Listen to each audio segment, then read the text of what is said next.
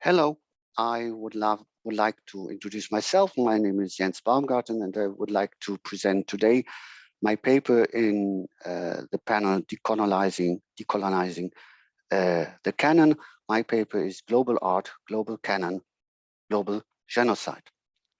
With this paper, I would like to present a complete new research. I'm very happy, honored, but also anxious to show this work in progress. It discusses via a historical process the question about the combination of the canon with a proposal for a theoretical approach, which originated rather in the context of discourses related to the debate about post and decolonial from social sciences and cultural and literature studies. These results I would like to value for the aesthetic and cultural questions about the canon. My epistemological aim consists of the reflection upon the multi-layered, entangled methodological proposition. After some primary reflections, this paper intends to show three aspects about the creation of different canons in the final two aspects. I would like to actually discuss historiographic and theoretical aspects for the debate about the canon. In the development of building a canon, it should be introduced, and the question of genocide in colonial context and what could be the impact for aesthetic processes and the debate of the canon. These results could be included by an approximation of post and decolonial theories originating from cultural literature studies and social sciences, in my case exemplified in the theory of Schüssler Fiorenza and her concept of the queer card, and how this can help for our main topic, questioning the canon. I'm aware of the various theoretical problems, beginning with the difference between the post-colonial discourse and the decolonial one, or the use of theories outside of art history for aesthetic and artistic analysis, especially in 20 minutes presentation. But I hope to stimulate some discussion by presenting new approaches that can help us to deconstruct the creation of the canon. To my second point after the introduction, from a Western universalistic canon to a national nationalistic canon and a return to a global universalistic canon. The canon with its etymology is related to the visual arts and religion. First, it can mean as a term that defines body measurements. The older Indian and Chinese culture is included as predecessors of the Western canon. Second, not by coincidence, the term is also used to describe the Orthodox definition of the Bible. The terms and categories of the natural sciences and the humanities are laid down in the late 18th and 19th centuries. In this respect, projections of these categories as analytical in Europe for the 15th to the beginning of the 18th century are questionable. There exists a tension between the national canon and a universal or universalistic canon. Art history and European origin, and especially in Germany, is drafting a non-national canon in contrary to the national and nationalistic aspirations of a national canon in history, literature, and monument preservation. So-called capitals of art are Florence, Rome, Venice in the pre or early modern era, later in the modern era, Paris, London, and finally, contemporary New York. Germany and Italy are theoretical as well as teleological competition as far as German or Italian art is concerned. This is reflected in the theoretical debates to the extent that Italian language art history is oriented towards question of dating and attribution, while German language art history in the 19th century and early 20th century takes universalist claim. Interestingly, both countries did not become colonial powers until the late 19th century. These discourses are hardly reflected in the respective historiography of these topics. Modernity not only represents a question of formalism, but staging the West as superior. Southern modernism can be seen as late colonial modernity, as Regina Gökede claims. In the context of Latin America, here I'm only looking for the Brazilian examples, the creation of the modernist canon can be found mainly in the Semana de Arte Moderna in 1922 and the expedition to Minas Gerais by the modernist artists and writers. With the emergence of the enlightened discourse and the overcoming of the primitive in European culture, the so-called primitive is also being exterminated in other cultures. These paradigms are particularly adopted by the elites in North and Latin America. In the 19th century, the arts serves as evidence of a lost culture that could be overcome. Let me show what I would like as the images.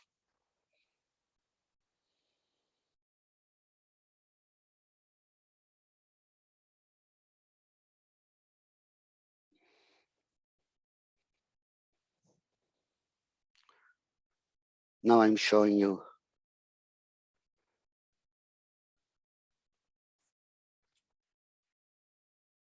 these examples. Just let me indicate the paintings of Victor Merellis, Moema, and André de la Valle's Return of the Malon. As de la Valle shows the savage character and the inclusion of the good savage, which also means its disappearance and extinction. It is also possible for the contemporary canon and how the attempts of the inclusion of non-hegemonical arts is functioning.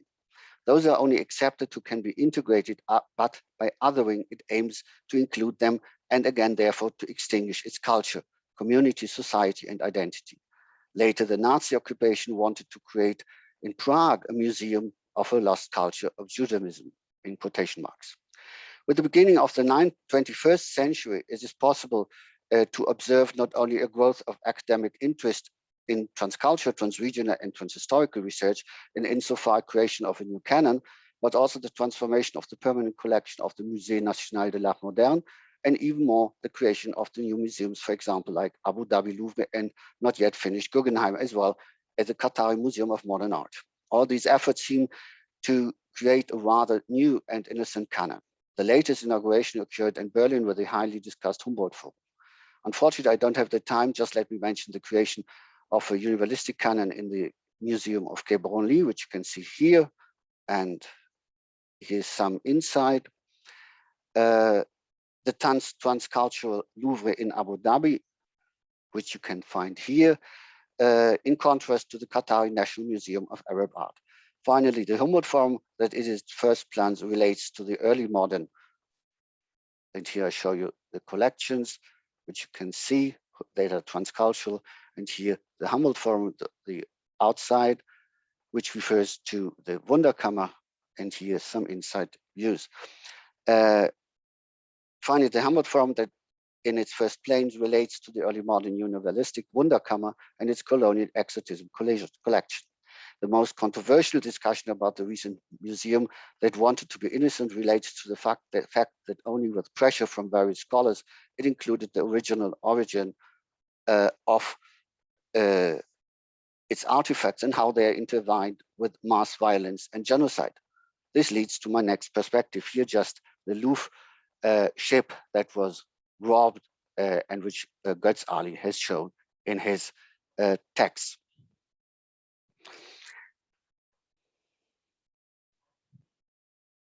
I'm coming to my third point, colonialism and national socialism, genocide aspects in colonialism. One main critique is based upon the idealization of a so-called transcultural or universalist museum that ignored the history of the German colonization in the late 19th century and early 20th century, especially shown by failing to identify which German colonizers stole objects and the provenance of various artifacts were often in disguise. Götz Ali showed the violent colonial context in his recent publication about the so-called Louvre boat, which I've shown you. Parallel to the discussion about the colonial context of many museum collections, Jürgen Zimmerer linked the debate of colonialism with the Holocaust. He presented extermination politics, the genocide of National Socialist Germany, as a consequence of its concept of colonization politics. These debates are essential for the political sphere and should be connected with art politics and aesthetic debates. Taking this into account, the paper would like to discuss to which extent genocide as a concept was always included in the discourse and practice of colonialism in Latin America and specifically in Brazil. It raises the question of how we need to rethink relationship between aesthetics and politics in colonial art and creative processes up to today that seem to be shaped by colonial framework. What does it mean for the local historiographies and their canon building, but how would it be possible to decolonize it? Colonialism should connect different concepts of Latin America, and this would include, for example, Germany, Russia, or Japan, just to mention also Russian Germans or Jewish diaspora in the Volga region, Northern Black Sea, Crimea, and also other Asian territories. It is also always connected with the destruction of the other culture as a utopian or rather dystopian goal. The recent analysis, which has coined term of negotiation processes, mestization, or superimposition, to name only some, can be interpreted only as an emergency solution or as a stopgap considering question of destruction and extinction of future, of culture, and even more of genocide. Zimmerer's research focused on the deconstruction of the colonial history of Germany. Early comparisons between colonialism and Nazism can already be found in the writings of Dubois, James, George Padmore, Oliver Cox, and Hannah Arendt. His goal is to analyze a global history of mass violence and genocide to read Nazism and the Shoah with a post-colonial approach.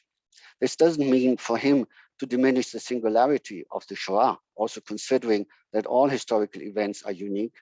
For example, Poles, Russians, and Roma, etc., were considered inferior, like the indigenous people in the Americas or the Africans or Afro-descendants.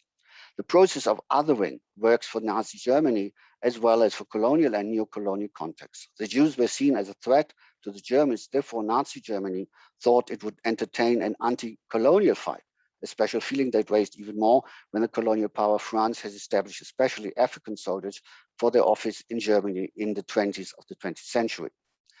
The despisement of the slaves or people in the eastern part of Europe, or even including Siberia in Asia, had a long tradition in Germany since the so-called Eastern colonization, Ostkolonisierung, in the Middle Ages. Not by coincidence, they used the term colonization. Zimmerer could show that many specialists of the Shoah forget to underestimate the settler colonization, Siedlerkolonisierung. I quote, "But if one takes seriously the excessive violence inherent in settler colonialism, then the post-colonial perspective on national socialism is no longer possible to denigrate, but it is even expressly required." That means neither that still equating the Holocaust with other acts of mass violence and genocide, its relativization. However, it opens him up to a full analysis leading to understanding serves both phenomena, settler colonialism and national socialism. The aim was, in the case of Germany and the East, the same that could be observed in colonial politics in Africa, especially in the so-called Southwest Africa, today Namibia, but also in the other colonies. To fight a racist war with a goal to substitute the indigenous people by Germanic ones. This can also be seen in the projects in Northern America. Like anti-Semitism, also colonialism and racism is not only related to a historical or contemporary event or process, but it creates its own reality in quotation marks.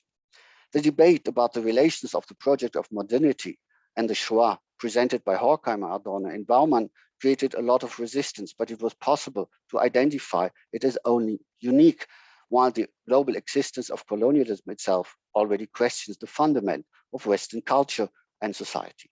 But the relation between colonialism and the Shoah laid another more painful light on the processes of modernity.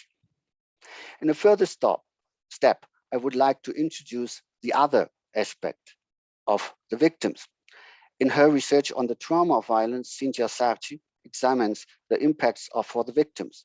The violence is limited to the identification of a weakness in the figure of the victim, turning the victim who likely suffers the violent act. It corresponds to a place set in advance as a place of vulnerability. In her interpretation, not only the act in itself that makes the violence, but the former definition, who is the victim. The same act can be considered violent or not, depending on the representation of the victim. That is why it is important to problematize the process of social construction of violence and othering. It is important if the violence becomes visible or something remains hidden. Then many times, traumas of war, mass violence, and genocide remain invisible in the same measure in which the violence comes to light as a particular phenomenon. Sarti analyzes this problem in the cultural discourse, especially in situations which involve relations of power. There is the implicit risk of essentializing these relations. To escape this, it is important to introduce a relational analysis, including the context of such phenomena. That is why Sarti seeks to understand the meaning of the experiences of violence and othering suffered by the victims by an analysis of the form of languages of the subjects. And I would like to extend this analysis to the images that include all objects and artifacts of the visual, through which his experience is expressed. At the same time, this reveals the relationships and representations of contemporary sociability. In his latest work, architectural historian Mark Jarzombek managed to relate theories about pain, violence, and trauma with recent approaches in urban studies and apply them. Particularly in his analysis of post-war Dresden urbanism, he manages to demonstrate the multi-perspective nature of this trauma impact.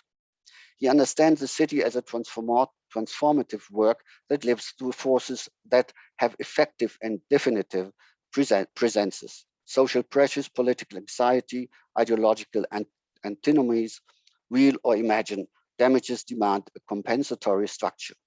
Permanence is, in his view, just a necessary illusion, a term that can also describe the creation of a canon. Urbanism in all visual arts and phenomena can be interpreted as a tactical scheme to demonstrate the narratives of a trauma, visualize them, and thus live them. It is possible to extrapolate these results also for the wider field of all objects and artifacts of the visual arts. The question, what can be said, means what can be seen or shown has a main impact on the creation of the canon. How this works, I would like to show in the following aspect. On one very distinguished example of question, the canon we can find in the works of Rosanna Paulino.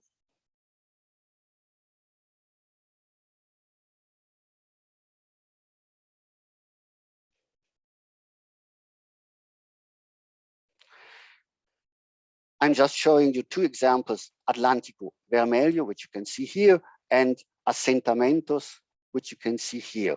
Unfortunately, I don't have the time to discuss these works, but in the last perspective of the Curia card, I will show how privileges are created and therefore a canon is constructed, and how works like these ones the destruction of hierarchical regimes, how they can be questioned and transformed. So I'm coming to my last point, from the Curia card to dissolving the canon.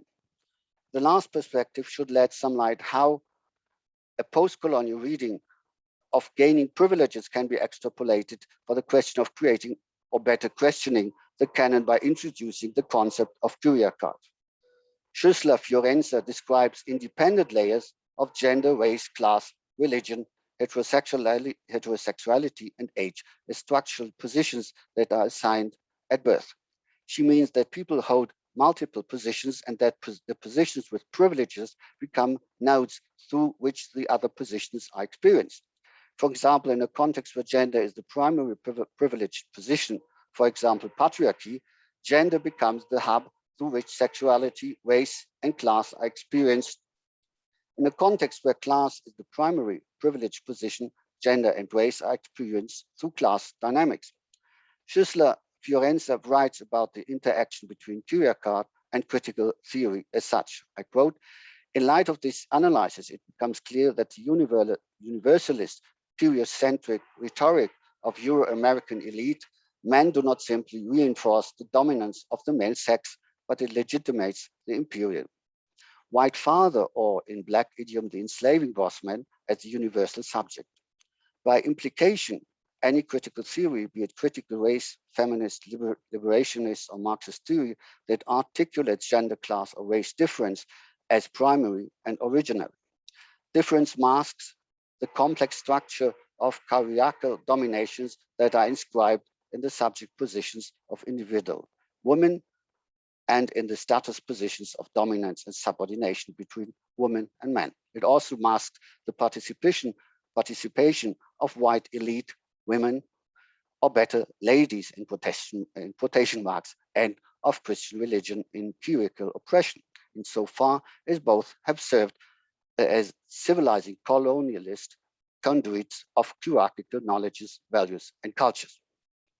In the light of this analysis, it becomes clear that the universalistic, Curia-centric rhetoric of the Euro-American elite, men, does not simply reinforce the dominance of the male sex, but it legitimizes the imperial white father, or in the Black idiom, the enslaved, all in quotation marks, boss man, as a universal topic. Conversely, every critical theory, be it race, feminist, liberation, theological, or Marxist theory, which articulates gender, class, or race differences as primary and original differences mask the complex interplay of the structure of hierarchical foreign rule in relation to the topic of positions in individuals, women, and in the status positions of dominance and subordination between women. Also, the participation of the white elite, women or men, or rather women, and the Christian religion in the hierarchical oppression is veiled, as far as both have served as civilizing colonialist channels of hierarchical knowledge, values, and culture. These theoretical reflections can be understood for the question of canonization, which means the creation and performance of the canons are formed in a similar way like the privileges. This could mean by applying these concepts also on the processes of the more fluid creation of a contemporary canon to identify the specific privileges, recognizing the different agencies, like the privilege of the market, the museums, universities, academies, etc. Each of these privileges make it possible to enter the canon by one of the categories. I come to my final reflections. To raise one more question of the provincialization of Europe and the concept of center and periphery. This also applies to historical research itself. To what extent is historical research, in quotation marks, better per se? This question applies above all to research, or above all to all research that deals with the creative processes. In social history research or oral history, there is no dissent about the fact that the respective research of Africa, Southeast Asia, or Latin America has less value, in quotation marks, which is not able to locate itself in a global network, rhizomes. On the other hand, historic research that deals with creative processes secretly cherishes their value ascriptions. So what has helped aesthetics, literary, and above all art history not to describe a purely national identity foundation now leads to a reactionary understanding of science. Since Said and Baba, literature history has tried to free itself from this dilemma, whereas aesthetics, also in its applied form, pursues its claim to universalism. However, art history is the worst. The claim of artistic capitals, as I mentioned before, Athens, Rome, Florence, Rome, Paris, London, New York, can no longer continue as an epistemological pattern. Warburg's attempt to create a beacon for a quasi pre-post-colonial science does not really work either. And the big museums have now fallen as the last bastion. If the Louvre British Museum tried to justify themselves through the participation of local diaspora communities, the attempt of the Humboldt Forum as a renaissance of a new enlightened post-humanism in Germany through the reappraisal, in quotation mark, of National Socialism failed completely. The attempt to establish connections between the colonial genocides, in which Germany played a major role, and the Shoah show the internalized neo-colonial views of this purified Germany.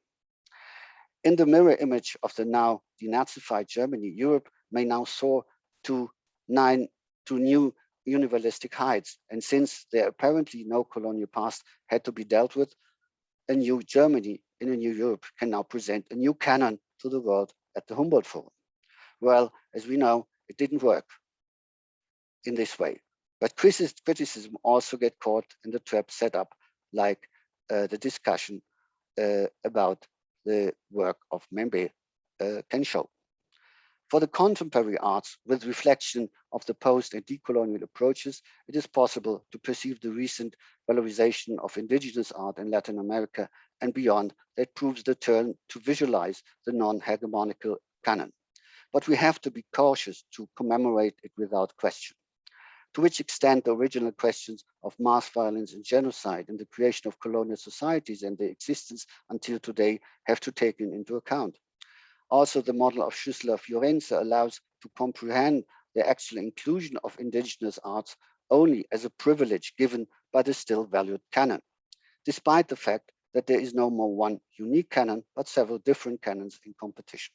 But perhaps it would be a possibility, like in the deconstruction of the model of center and periphery, not to stay within this model and create new Latin American centers, but to question the model of canon and of center and periphery at all and dissolve them. Therefore, it would be possible to rethink why do we need this vertical differentiation and introduce other epistemes and return to terms like Homi Bhabha's third space or also And in this case, I think it can be valued Warburg's Denker, the space of thinking, where it would be possible to think together different objects and agents in a relative relational way. Thank you very much for your attending this presentation, and I'm really looking forward to the discussion. Thank you very much.